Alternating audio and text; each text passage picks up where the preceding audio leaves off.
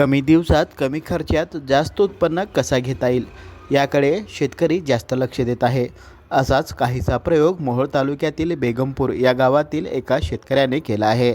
8 acre शेतात त्यांनी कोबीची लागवड केली असून या लागवडीत 4 ते 5 लाख रुपये खर्च आला आहे आणि यातून उत्पन्न 45 लाखांपर्यंत मिळणार आहे. पाहूया प्रयोगशील शेतकरी असलम चौधरी या शेतकऱ्याची ही प्रयोगशील शेती. आपण ही कोबी पिकाची निवड का केली? हे पीक साधारणतः 2.5 महिन्याचं पीक आहे. 2.5 महिन्यामध्ये एकरी साधारणतः 40,000पर्यंत खर्च अपेक्षित आहे. पण आपण थोडं चांगल्या पद्धतीने करायचं म्हणून आपण थोडं खर्चाला ढिला हात सोडून हे 60,000पर्यंत एकरी खर्च आपला अंतिम टप्प्यापर्यंत जाईल. मग ह्या 8 एकरामध्ये 8 संग 48 म्हणजे साधारण 4,80,000 5 लाख धरून चला, 5 लाखापर्यंत खर्च होईल अशी अपेक्षा आहे. ह्याच्यामध्ये 1,80,000 कोबीची रोपं जिवंत आहेत. आपण कॅल्क्युलेशन काय केलं तर की साधारणतः ह्याच्यामध्ये एका गड्ड्याला 10 रुपये जरी मिळाले, प्राथमिक आपण 10 रुपये हा हिशोब धरूनच ह्याचं कॅल्क्युलेट केलं आहे. पण आज ह्याचा भाव 20 रुपयेपर्यंत गेलेला आहे. म्हणजे जे आपण उत्पन्नाचं स्रोत जे धरलं ते त्याच्यापेक्षा डबल आज या ठिकाणी झालेलं दिसतं आहे. आणि माल जे आहे ते आपण साधारणतः 1 किलोचा गड्डा व्हावा ही अपेक्षा धरली होती, पण आपण आता माल काढतोय साधारणतः 1.25 किलोच्या 1.5 किलोपर्यंत. म्हणजे यील्डमध्ये जे उत्पन्न आहे ते आपण दीडपट केलं. आणि भाव जे धरला होता इनिशियल 10 रुपये, पण तो भाव 20 रुपयेपर्यंत जाताना दिसतं आहे. असं एकंदरीत हे आहे. प्राथमिक आपण हे पीक निवडायचं कारण काय आहे की 2-2.5 महिन्यामध्ये हे निघून जातं आणि त्याच्यानंतर आपण दुसरं पीक घेऊ शकतो. म्हणजे वर्षात 4 पिकं घेणं आणि वर्षात एकच पीक घेणं, ह्याच्यामध्ये अंतर पाडून ही फाटी आपण बाजूला काढून टाकलेली आहे. त्याच्यामुळं हे पीक घेतलं आहे आपण. ह्याच्यामध्ये काय झालं आहे की मागच्या कोरोनाच्या ह्याच्यामध्ये आम्ही यात केळी लावली होती आणि 4 वर्ष सलग केळी घेतली आम्ही.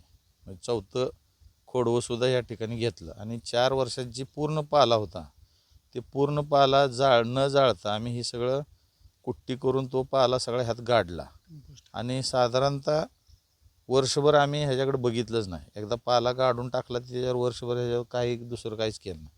मग त्याच्यानंतर ते पाला कुजला, तेच खतं यात सगळा. आता हार्वेस्टिंगचं कसं आहे, आता ह्याच्यामध्ये पूर्ण आमचं ड्रीप जे आहे ते 2.5 फुटावर एक गुंडी आहे. त्याच्यामुळं गुंडीच्या जवळचं जे गड्डा आहे ती साधारणतः लवकर येतो, म्हणजे एक 4 दिवस 8 दिवस असं. आणि हे पीक आम्ही धरलो होतं 2.5 महिन्याच्या हिशोबाने, पण 2 महिन्यापासूनच आमचे 60 म्हणजे 62व्या दिवशी ह्याची कटिंग सुरू झालं आहे. मग ह्याचं म्हणजे जे खाद्य आहे आतलं, जमिनीत जे पोत जे आम्ही सुधारलं आहे त्या पोताच्या जोरावर ह्याचं लवकर निघायला चालू झाले. त्याच्यामुळं आम्हाला गड्डा जे आहे मार्केटमध्ये ह्याचा गड्डा 700 ग्रॅम 600 ग्रॅम 500 ग्रॅमची अपेक्षा आहे लोकांना, किरकोळ गिरायकांना. पण मोठं जे गिरायक आहे त्याला हे परवडतं. त्याच्यामुळं आम्ही 1.25 किलो ते 1.5 किलो गड्डा होईपर्यंत ह्याची कापणी करत नाही.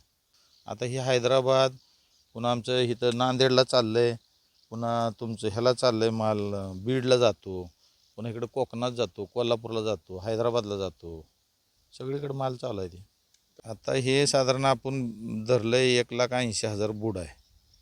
20 रुपयांमध्ये 18 दुनी 36, साधारणतः 36 लाख रुपये 1 किलोच्या हिशोबानं व्हायला काहीच अडचण नाही.